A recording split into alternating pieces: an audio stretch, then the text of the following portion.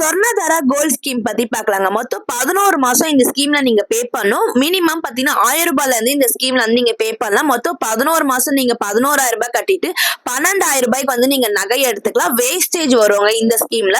அது மட்டும் இல்லாம சொர்ணதாரா பிளஸ்ல பாத்தீங்கன்னா மினிமம் 2,000 ரூபாயில இருந்து நீங்க வந்து இந்த ஸ்கீம்ல நீங்க பே பண்ணலாம்.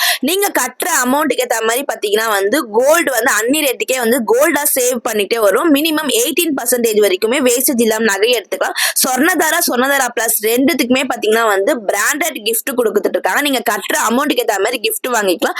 அடுத்து நம்ம பார்க்க போறது சொர்ணதாரா ஷைன். இந்த ஸ்கீம்ல பாத்தீங்கன்னா நம்ம வீட்ல இருக்க பழைய கோல்ட் ஜுவல்லர்ஸ் எல்லாமே கொடுத்துடணும். மினிமம் பாத்தீங்கன்னா வந்து ஒரு 2.5 பவுண்ட் கிட்ட வந்து நம்ம டெபாசிட் கொடுத்துட்டோம்னா 11 மாசம் கழிச்சு நம்ம எவ்வளவு டெபாசிட் சேர்ந்துக்குமோ அதுக்கு வந்து புது நகையா வேஸ்டேஜ் அன்லிமிட்டட் வேஸ்டேஜே இல்லாம எடுத்துக்கலாங்க இந்த ஸ்கீம்.